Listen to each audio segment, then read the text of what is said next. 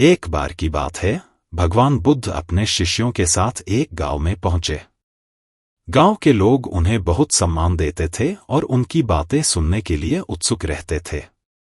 एक दिन भगवान बुद्ध ने गांव के लोगों को एक सभा में आमंत्रित किया और उन्हें एक महत्वपूर्ण सीख देने का निर्णय किया। सभा में भगवान बुद्ध ने एक मुट्ठी में मिट्टी पकड़ ली और बोले, क्या इस मिट्टी का कोई महत्व है? गांव के लोग बोले, नहीं, यह तो सिर्फ साधारण मिट्टी है। बुद्ध ने मुस्कुराते हुए कहा, यह सही है, यह सिर्फ साधारण मिट्टी है, लेकिन इसे एक किसान की नजर से देखो।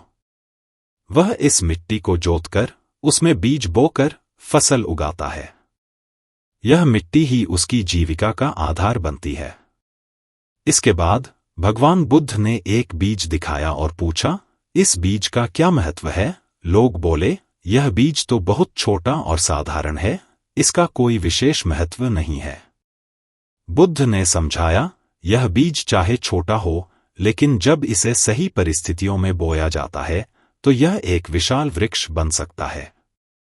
इसी प्रकार हमारे विचार भी छोटे होते हैं, लेकिन अगर हम उन्हें सही दिशा में विकसित करें, तो वे हमारे जीवन को बदल सकते हैं।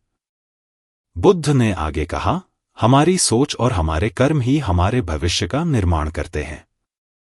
अगर हम अपनी सोच को सकारात्मक रखें और सही कर्म करें, तो हमारा जीवन भी उसी बीज की तरह फलदायी हो सकता है।